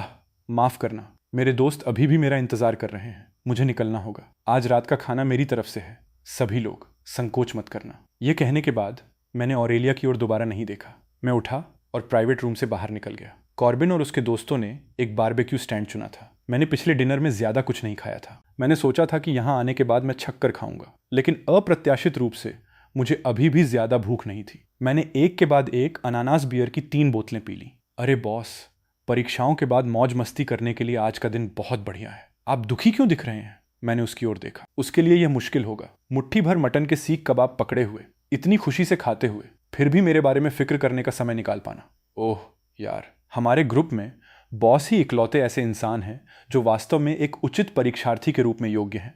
पिछले कुछ महीनों में बॉस ने सुबह से लेकर रात तक पढ़ाई की है। उनका वजन कम हो गया है। तुम लोगों की तरह नहीं, हर एक का वजन 10 पाउंड बढ़ गया है। और तुम अभी भी ठूस रहे हो। ये बॉस के लिए है, मुझे परवाह नहीं है। तुम क्या बकवास कर रहे हो? ये कुछ नहीं है। शायद ये इसलिए है क्योंकि परीक्षाएं खत्म हो गई हैं और अचानक खाली समय मिलने से मुझे थोड़ा खालीपन महसूस हो रहा है। बॉस, हम लोग पूल खेलने क्यों नहीं चलते? आपने बहुत समय से नहीं खेला है। चलो आज खेलते हैं। मुझे सच में पूल खेलना नहीं आता था, लेकिन मैं सच में चिढ़ा हुआ भी था। ठीक है। मैं कॉर्बिन और अन्य लोगों के पीछे पीछे उस पूल हॉल में गया जहां हम अक्सर जाते थे। जैसे ही हम अंदर गए, मैं बस सोफे पर पसर गया। बॉस, आप नहीं खेल रहे हैं? सुनहरे रंगे बालों वाला एक जोशीला युवा लड़का चलकर आया। वो इस जगह का मालिक था और कैस्पियन के साथ उसके अच्छे संबंध थे। क्या हुआ? दिल टूट गया क्या? मैंने अपनी आंखें घुमाई। तुम्हारा दिल टूट गया। तुम्हारे पूरे परिवार का दिल टूट गया। ये वास्तव में सच है। आपको सिखाने के लिए मुझसे उपस्थिति शुल्क लिया जाता है, पता है ना? एक टूटे दिल वाला आदमी सच में भयानक होता है, जिसमें इंसानियत बिल्कुल नहीं होती। वो जोशीला युवा लड़का बड़बड़ाता और गालियां देता हुआ चला गया। कॉर्बिन और बाकी लोगों ने भी मुझे मजबूर नहीं किया। उन्होंने एक गेम सेट किया और खुद ही खेलना शुरू कर दिया। मैं सोफे पर सिकुड़ कर बैठा रहा, पूरी तरह से ऊब कर उन्हें देखता रहा। इस समय तक ऑरेलिया का डिनर खत्म हो गया होगा, है ना? मैं बस यही सोच रहा था कि अचानक मेरा फोन स्क्रीन जल उठा। ये एक अज्ञात नंबर था। मुझे ये थोड़ा अजीब लगा, लेकिन फिर भी मैंने फोन उठा लिया। हेलो? दूसरी तरफ बहुत सन्नाटा था। तुम किस बात पर चिल्ला रहे हो? कुछ लोगों ने अपनी आवाज धीमी की। अभी भी हंस और मजाक कर रहे थे। कॉर्बिन को एक और शॉट लेने के लिए उकसा रहे थे। मैं कुछ कदम कोने की ओर चला गया और मुझे लाइन के दूसरी तरफ से एक ठंडी स्पष्ट आवाज सुनाई दी। कैस्पियन, तुम कुछ भूल गए हो। मैं जम गया। ऑरेलिया, ये वास्तव में उसका नंबर था। उसने वास्तव में अपनी पहल पर मुझे फोन किया था। रुको, मैं कुछ भूल गया हूं। चारों ओर देखने पर मुझे आखिरकार एहसास हुआ। सत्यानाश, मेरा बटुआ कहाँ है? माफ करना, मैंने अभी ध्यान दिया। क्या मेरा बटुआ तुम्हारे पास है? तुम कहाँ हो? मैं अभी इसे लेने आता हूँ। अभी भी उसी रेस्टोरेंट में हूँ। मैं तुम्हारा यहीं इंतजार करूंगी। हे भगवान, ऐसा लगा जैसे मेरे कान ही सुन्न हो गए हों। मैंने जल्दी से कॉर्बिन और दोस्तों को समझाया। उनमें से कई लोग मेरे साथ जाने के लिए शोर मचाने लगे। जरूरत नहीं है, बस कुछ सामान उठाना है। और फिर बहुत रात हो चुकी है। इसके बाद मैं सीधा घर जाऊंगा। तुम लोग खेलते रहो। मैंने रेस्टोरेंट तक जाने के लिए टैक्सी ली। दूर से ही मैंने चौराहे पर खड़ी एक पतली सी आकृति देखी। ये ऑरेलिया थी। शायद उसे एहसास हुआ और उसने अपना सिर घुमाया। रात के आसमान के नीचे बहती नियॉन रोशनियां युवा लड़की के नाजुक चेहरे पर चमक रही थीं, जो एक गर्म रोशनी की परत डाल रही थीं। उसकी गहरी काली आंखों के विपरीत झिलमिलाती रोशनी उसके चेहरे पर बह रही थी। मेरा दिल जैसे एक धड़कन चूक गया। मैंने एक हल्की सांस ली, कार से बाहर निकला और उसकी ओर चला गया। इसके लिए माफ करना, इतनी रात को तुम्हें परेशान किया। क्या तुमने बहुत देर तक इंतजार किया? नहीं, यहां भी बस अभी खत्म हुआ है। मैंने उसके वाक्य में भी शब्द पर ध्यान नहीं दिया। खत्म हुआ सुनकर मेरे दिमाग में सबसे पहला विचार आया, यह खत्म हो गया है। तो मेरे जाने के बाद क्या हुआ? क्या उसने लाइसेंडर से इजहार किया? लेकिन स्पष्ट रूप से यह कुछ ऐसा नहीं था जो मुझे पूछना चाहिए था। इसलिए मैंने समझदारी दिखाते हुए उसे देखकर मुस्कुरा दिया। धन्यवाद। अगर तुम नहीं होती तो यह बटुआ शायद सच में खो जाता। उसने बटुआ सौंप दिया। मेरी उंगलियां गलती से उसकी उंगलियों से टकरा गईं। हालांकि यह पहले से ही झुलसाने वाली गर्मियों की शुरुआत थी, फिर भी उसका हाथ ठंडा महसूस हो रहा था। मैंने जल्दी से अपना हाथ पीछे खींच लिया। धन्यवाद। कोई बात नहीं। तुमने शराब पी है? बस थोड़ी सी। ऑरेलिया फिर नहीं बोली। काम हो गया था। तार्किक रूप से यह अलविदा कहने का समय था। मैं 3 सेकंड तक चुप रहा और फिर मैंने उसे पुकारा। ऑरेलिया, मुझे लगता है कि मैं सीधा नहीं चल पा रहा हूं। क्या तुम मुझे चौराहे तक छोड़ सकती हो? यहाँ की सड़क संकरी है, मेरे परिवार के ड्राइवर को गाड़ी अंदर लाने में परेशानी हो सकती है। ठीक है। मुझे नहीं पता कि मुझ में यह हिम्मत कहाँ से आई। मैं अचानक आधा कदम आगे बढ़ा। मुझे भी अब अपने अंदर कोई ताकत नहीं बची लग रही है। कैसा रहेगा अगर तुम मुझे सहारा देने के लिए अपना कंधा उधार दे दो? ये कुछ ऐसा था जो असली कैस्पियन कहता। सही है। मैंने चुपचाप अपने दिमाग में खुद को आश्वस्त किया। ऑरेलिया आधा कदम पीछे हट गई। निराशा की एक क्षणिक लहर मेरे दिल में दौड़ गई, लेकिन इसे जल्दी ही मेरे दिमाग के पिछले हिस्से में धकेल दिया गया। चलो चलें। रात की हवा में अभी भी एक बची हुई गर्मी थी। हालांकि ऐसा लग रहा था कि हवा मेरे चेहरे जितनी भी गर्म नहीं थी। मुझे नहीं पता कि बात इस हद तक कैसे पहुंच गई। ऑरेलिया वास्तव में मेरे इस अविश्वसनीय रूप से अनुचित अनुरोध के लिए सहमत हो गई थी। उस युवा लड़की के मुलायम काले बालों को देखकर स्कूल यूनिफॉर्म के पतले कपड़े के माध्यम से संचारित होने वाली एक युवा लड़की की अनूठी मीठी गर्मी को महसूस करते हुए मेरा दिल लगभग पूरी तरह से बेकाबू हो गया था। वह सच में बहुत दुबली थी। मुझे आश्चर्य हुआ कि क्या उसे अपने कंधे पर रखी मेरी बांह बहुत भारी लग रही थी। समय जैसे असीम रूप से खिंचता हुआ प्रतीत हो रहा था, पिघलती हुई चॉकलेट की तरह जो लंबे समय तक रहने वाले धागे खींच रही हो, किसी व्यक्ति को धीरे से उलझा रही हो। लेकिन पलक झपकते ही चौराहा हमारे ठीक सामने था। आगे कारों के हॉर्न की आवाज पहले से ही सुनी जा सकती थी। मैंने अपना सिर थोड़ा घुमाया और खुद को और करीब झुकने से नहीं रोक सका। ऑरेलिया, मुझे क्या करना चाहिए? मुझे लगता है कि उस रात के बाद मैंने ऑरेलिया को फिर कभी नहीं देखा। उस रात की हर चीज हमेशा के लिए सील किया गया एक रहस्य बन गई लगती थी, जब तक कॉलेज प्रवेश परीक्षा के परिणाम घोषित नहीं हो गए।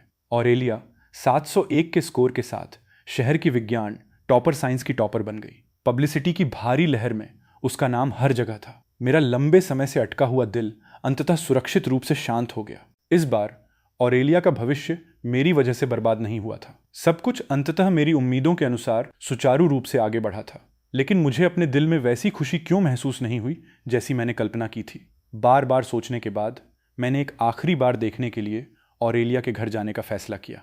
परीक्षा के परिणाम आ चुके थे। जब तक उसकी दादी स्वस्थ और सुरक्षित हैं, यह बाधा पूरी तरह से पार हो जाएगी। वो और कैस्पियन वैसे भी एक ही रास्ते पर चलने वाले लोग नहीं थे। आज के बाद वे पूरी तरह से अलग जीवन की ओर बढ़ेंगे। मैं इसे अंतिम विदाई के रूप में मानूंगा। जब तक मैं ऑरेलिया के घर के पास पहुंचा, तब तक शाम हो चुकी थी। अप्रत्याशित रूप से जैसे ही मैं गली के मुहाने पर पहुंचा, मैंने देखा कि कई लोग ऑरेलिया को घेर रहे हैं। ऑरेलिया, किसने सोचा होगा कि तुम अपनी परीक्षाओं में इतना अच्छा करोगी? बिल्कुल बिल्कुल, हमारे परिवार के पूर्वज हम पर मुस्कुरा रहे होंगे। मैंने हमेशा कहा था कि यह लड़की कुछ बनेगी। उसे देखो, वो अब टॉपर है। ऑरेलिया बेटा, तुमने इस बार बहुत अच्छा किया। तुम्हें बहुत सारी स्कॉलरशिप की रकम मिली होगी, है ना? देखो, तुम्हारे बड़े चचेरे भाई की जल्द ही शादी होने वाली है और परिवार के पास पैसे की कमी है। तुम हमें पहले कुछ पैसे उधार क्यों नहीं दे देती? चिंता मत करो, इसे हमारी तरफ से एक ऋण समझो। जब हमारे पास पैसे होंगे तो हम निश्चित रूप से इसे चुका देंगे। ये सुनकर मुझे अंततः इन लोगों की पहचान समझ में आ गई। ऑरेलिया के माता पिता की मृत्यु बहुत पहले हो गई थी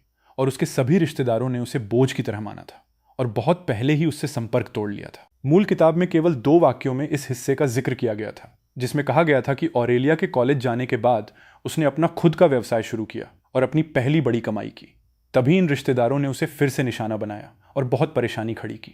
लेकिन एक बिजनेस टाइकून बनने के उसके रास्ते में कुछ बाधाओं के अलावा ये कुछ भी नहीं था जिसे हल्के में टाल दिया गया था। हालांकि इस क्षण तक मुझे वास्तव में यह एहसास नहीं हुआ था कि किशोर ऑरेलिया के लिए हर अपमान और दर्द कितना वास्तविक था। उसका जीवन कभी भी एक सुगम यात्रा नहीं रहा था। ऑरेलिया की पीठ मेरी तरफ थी, इसलिए मैं उसके भाव नहीं देख सकता था। मेरे पास पैसे नहीं हैं। उन लोगों के चेहरे तुरंत बदल गए। तुम कहती हो तुम्हारे पास पैसे नहीं हैं, इस पर कौन विश्वास करेगा? ऑरेलिया, चाहे जो भी हो, हमने तुम्हें बड़ा होते देखा है। अब जब तुम सफल हो गई हो तो तुम लोगों को पहचानने से इनकार नहीं कर सकती। तुम इतनी बेरहम नहीं हो सकती। ऑरेलिया ने उन्हें नजरअंदाज किया और सीधे आगे चलते हुए वहां से जाने की कोशिश की। उनमें से एक 25 या 26 साल का दिखने वाला आदमी उसे जोर से धक्का दिया। ऐ लड़की, तुम किसे अपना एटीट्यूड दिखा रही हो? ऑरेलिया को इतनी जोर से धक्का दिया गया कि वो दीवार से जा टकराई। तुम क्या कर रहे हो? गली में मौजूद सभी लोगों ने एक साथ अपना सिर घुमाया। ऑरेलिया ने भी तेजी से अपना सिर घुमाया। उसकी आंखों में सदमे की एक झलक दिखाई दी। जिस आदमी ने ऑरेलिया को धक्का दिया था उसने मुझे ऊपर से नीचे तक देखा, फिर ऑरेलिया को देखा। उसके चेहरे पर एक अजीब सी मुस्कान आ गई। ओहो, बुरा नहीं है लड़की, तुमने तो इस तरह के एक अमीर युवा मास्टर को भी फंसा लिया है। ऑरेलिया का चेहरा तुरंत बर्फीला हो गया। उनका मुझसे कोई लेना देना नहीं है। अगर तुम्हें कोई समस्या है तो मुझसे निपटो। तुम कहती हो कि उसका तुमसे कोई लेना देना नहीं है और हम मान लें? उसकी कलाई पर जो घड़ी है उसकी कीमत लगभग 1 लाख है। तुम कहती हो कि तुम्हारे पास पैसे नहीं हैं। ठीक है, तो उसे तुम्हारे लिए पैसे चुकाने दो। हम्फ, तुम्हारी आंखें काफी तेज हैं। अफसोस कि तुम कानूनी तौर पर अंधे हो। क्या तुम जानते हो कि जबरन वसूली और ब्लैकमेल के लिए तुम्हें कितने साल की सजा हो सकती है? उस समूह के भाव तुरंत बेहद भद्दे हो गए। वो आदमी सीधे मुझ पर झपटा। मैंने तुम्हें इज्जत दी थी, है ना? तुम छोटे हम्फ। एक ठंडे चेहरे के साथ मैंने सीधे उसके पेट पर एक जोरदार लात मारी। मुझे भी उम्मीद नहीं थी कि इस दुनिया में आने के बाद मैं पहली बार जिस लड़ाई में पड़ूंगा वो इन परिस्थितियों में होगी। मैं एक ऐसा व्यक्ति हूं जिसे परेशानी खड़ी करना पसंद नहीं है। लेकिन मैं इससे डरता भी नहीं हूं। उन कुछ लोगों ने शुरू में जवाबी हमला करने की कोशिश की, लेकिन अंततः उनके चेहरे पर चोटें आईं और वे सूज गए। मैंने उनके कराहने की आवाज़ को अनसुना कर दिया और ऑरेलिया को धक्का देने वाले उस आदमी को पकड़ लिया। मैं उसका सिर दीवार पर पटकने ही वाला था। लड़ना बंद करो, ऑरेलिया ने अचानक मुझे पुकारा। मैं रुक गया।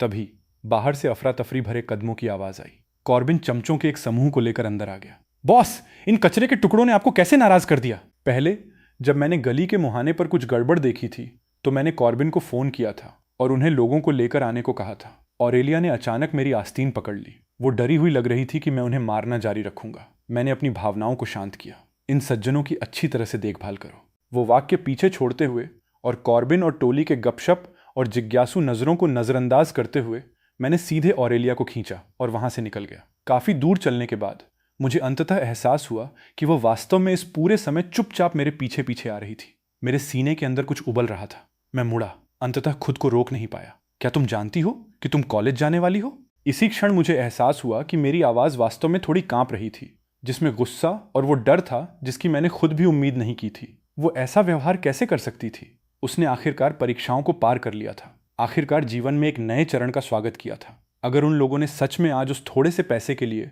उसके साथ कुछ अपरिवर्तनीय कर दिया होता तो उसकी पूरी जिंदगी बर्बाद हो जाती। तुम्हें परवाह है क्या मैंने अपनी परीक्षाओं में अच्छा किया या नहीं? मैं कॉलेज जाती हूं या नहीं? तुम्हें परवाह है? मैं एक पल के लिए निशब्द रह गया। बेशक मुझे परवाह है। आखिरकार तुम शहर की साइंस की टॉपर हो, हम सहपाठी हैं, इसलिए मैं भी तुम्हारी महिमा में आनंदित होता हूं। भविष्य में मुझे तुमसे ही उम्मीदें हैं। झूठे क्या? ऑरेलिया ने अपनी जेब से कुछ निकाला और मेरे हाथ में रख दिया। यह एक बैंक कार्ड था। मेरी दादी के अस्पताल के बिल का भुगतान करने के लिए तुमने जो पैसे दिए थे वे सब इसमें हैं। मैंने कहा था कि मैं जल्द से जल्द तुम्हें वापस कर दूंगी। मैं अपनी बात की पक्की हूँ। मुझे लगा जैसे मेरी छाती गीली रुई के एक बड़े टुकड़े से ब्लॉक हो गई हो। उसने कहा था कि उसके पास पैसे नहीं हैं, जिसका मतलब है कि उसने जो स्कॉलरशिप का पैसा कमाया था वो सब मुझे वापस करने में जा रहा था। जैसा कि उम्मीद थी, वो कभी किसी पर कोई एहसान नहीं रखती थी। हर कर्ज का हिसाब स्पष्ट था। वो जाने के लिए मुड़ी। मैं गुस्से से हंस पड़ा। ऑरेलिया, तुम अच्छी तरह जानती हो कि यह रकम मेरे लिए कुछ भी नहीं है। सिर्फ इस थोड़े से पैसे के लिए, सिर्फ मेरे साथ एक स्पष्ट रेखा खींचने के लिए तुम उन्हें खुद को परेशान करने दोगी, अपने खुद के भविष्य को छोड़ दोगी? मैं ऐसी हूं तुम्हारी वजह से। मेरा दिमाग तुरंत पूरी तरह से खाली हो गया। क्या मुझे परवाह नहीं है कि वे मेरे साथ कैसा व्यवहार करते हैं, लेकिन तुम अलग हो। चारों ओर पूरी तरह से सन्नाटा था। इतना सन्नाटा कि मैं अपनी धीरे धीरे तेज होती धड़कन को सुन सकता था। वो पैसे तुम्हारे लिए कुछ भी नहीं हो सकते, लेकिन वे मेरे लिए बहुत महत्वपूर्ण हैं। मैं तुम्हारे अलावा किसी का भी पैसा उधार रख सकती हूँ। सच कहूँ तो इन सालों में वे एक से अधिक बार परेशानी खड़ी करने आए हैं। मैंने वो सब सहा, लेकिन इस बार बात अलग थी। ऐसा लग रहा था जैसे कोई चीज़ जिसे लगातार छिपाया जा रहा था वो अचानक सामने आ गई हो। ऑरेलिया, मैंने अनजाने में अपनी मुट्ठियां कस लीं। यह कहने का तुम्हारा क्या मतलब है? ऑरेलिया चुपचाप मुझे देखती रही, एक भी शब्द नहीं कहा। उसकी नज़रों के नीचे मुझे थोड़ा दोषी महसूस हुआ। मेरा चेहरा और भी गर्म होता हुआ लग रहा था। अगर तुम स्पष्ट रूप से नहीं समझाओगी तो आज यहां से जाने की सोचना भी मत। मुझे लगा था कि मैंने काफी स्पष्ट रूप से बात की है। मुझे नहीं पता कि मुझमें यह हिम्मत कहां से आई, लेकिन मैंने सख्त होने का नाटक किया। बेशक ये स्पष्ट नहीं है, मुझे एक भी शब्द समझ नहीं आया। अगर तुम स्पष्ट रूप से नहीं समझाओगी। मैंने सड़क की ओर देखा, जो आवाजों और यातायात से गुलजार थी। फिर भी केवल यह छोटा सा कोना दूर और शांत था। ऑरेलिया ने मुझे देखा। मैं उससे एक सिर लंबा था, लेकिन इस समय सख्त होने का नाटक करने से मुझे अजीब तरह से आत्मविश्वास की कमी महसूस हो रही थी। जैसे ही मैं आंतरिक रूप से द्वंद्व में था, वह अंततः बोली, मैं तुम्हें पसंद करती हूँ। इस क्षण सभी आवाजें गायब होती हुई प्रतीत हुई। केवल उसकी कोमल धीमी आवाज और गर्म उलझी हुई सांसें मेरी सभी इंद्रियों पर हावी हो गईं। क्या तुम्हें इस बार समझ में आया? जब मैं होश में आया तो मैं उसकी बदलती नजरों के गहरे कुंड में गिर गया। शाम की बची हुई हवा मेरे चेहरे को छू कर गुजरी, जो एक कोलाहलपूर्ण गर्मी ला रही थी। ऑरेलिया, तुमने खुद ऐसा कहा था। मैंने उसके चेहरे को अपने हाथों में थामा। मेरे दिल की धड़कन की तेज आवाज के बीच मैंने अपना सिर नीचे किया और उसे चूम लिया। बगल से कुछ शोर होता हुआ प्रतीत हो रहा था। जैसे ही मैं अपना सिर घुमाने वाला था, ऑरेलिया मेरे कंधों से लिपट गई, अपना सिर उठाया और मुझे फिर से चूमा। गर्म सांसें उलझ गईं और हमारी सांसें धीरे धीरे भारी हो गईं। वो अभी कौन था? वो वही लोग हैं जिन्हें तुमने बुलाया था। तो इसका मतलब ये नहीं है कि उन्होंने सब कुछ देख लिया। कोई बात नहीं, वे पहले ही जा चुके हैं। रुको रुको, क्या तुम्हारा ध्यान यहाँ थोड़ा भटक नहीं रहा है? रुको, एक सबसे महत्वपूर्ण सवाल है जो मैंने नहीं पूछा है। ऑरेलिया, तुम अब लाइसेंडर को पसंद नहीं करती हो? ऑरेलिया रुकी। ऐसा लगा जैसे वो हंसना चाहती हो। तुम्हें आखिर ये पूरा विश्वास क्यों था कि मैं उसे पसंद करती हूँ? मैंने बस अंदाजा लगाया था। सही है, परीक्षा के बाद वाले उस डिनर की रात तुम लगातार देख रहे थे। वो इसलिए क्योंकि तुम लगातार उसे देख रही थी। मैं मूल रूप से तुम्हें उस दिन बताना चाहती थी, लेकिन ऐसा लग रहा था कि तुम्हें बाकी लोगों के साथ मजा आ रहा है। इसलिए मैंने सोचा, जब तुमने पहले मुझसे कहा था कि तुम मुझे पसंद करते हो, तो क्या तुम मुझसे झूठ बोल रहे थे? ये ऐसा क्यों लग रहा है जैसे ये पूरी तरह से मेरी गलती है? लेकिन मैंने उस दिन तुमसे इजहार किया था। सख्ती से कहूं तो नुकसान तो यहां मैंने उठाया है। क्या? मैंने उसके चेहरे को अपने हाथों में थामा और उसके बाएं कान के पास झुका। मैंने कहा, मैं तुम्हें पसंद करता हूं ऑरेलिया। अगर दाहिने कान का इस्तेमाल किसी छिपे हुए क्रश के रहस्यों को संजोने के लिए किया जाता है, तो बाएं कान का इस्तेमाल सुनने और इजहार करने के लिए किया जाता है। मैं तुमसे प्यार करता हूं। ऑरेलिया के साथ अपने 5वें साल में हमने शादी कर ली। ये लड़की सच में अविश्वसनीय है। सुंदर, होशियार, कैस्पियन से कहीं बेहतर। मैंने भी राहत में सिर हिलाया। हाँ, अब आप दोनों बड़ों को दिवालिया होने की चिंता नहीं करनी पड़ेगी। मॉम की आंखें भी लाल हो गईं। मॉम को लगता था कि हमारा कैस्पियन बस लड़की की अच्छी शक्ल सूरत के पीछे है। मैंने कभी उम्मीद नहीं की थी कि ये लड़की इतनी उत्कृष्ट होगी।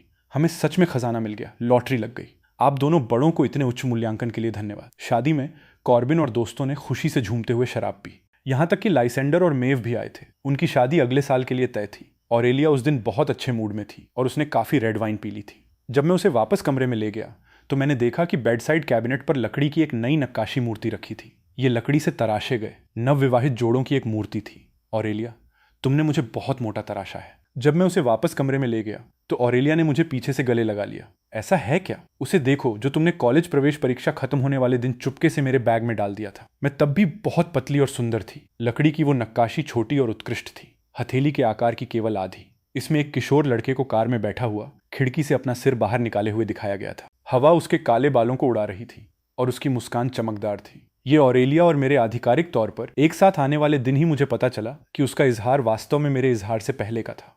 लेकिन वो बटुआ मैंने घर लौटने के बाद उसे बस यूं ही दराज में फेंक दिया था और अंदर छिपे रहस्य को कभी नहीं खोज पाया था। किशोर ऑरेलिया, वह कदम जिसे उठाने के लिए ऑरेलिया ने अपनी सारी हिम्मत जुटाई थी, वह लगभग हमेशा के लिए पीछे हट गया था। मैंने उसे थोड़ा और करीब खींच लिया। ऑरेलिया, अगर मैं उस दिन तुम्हें ढूंढने के लिए वापस नहीं मुड़ता तो क्या हमारा अंत आज के अंत से अलग होता? नहीं। ऑरेलिया ने मुझे चूमा। मेरी कहानी का अंत हमेशा तुम ही रहोगी। हमेशा मेरे साथ रहने के लिए धन्यवाद।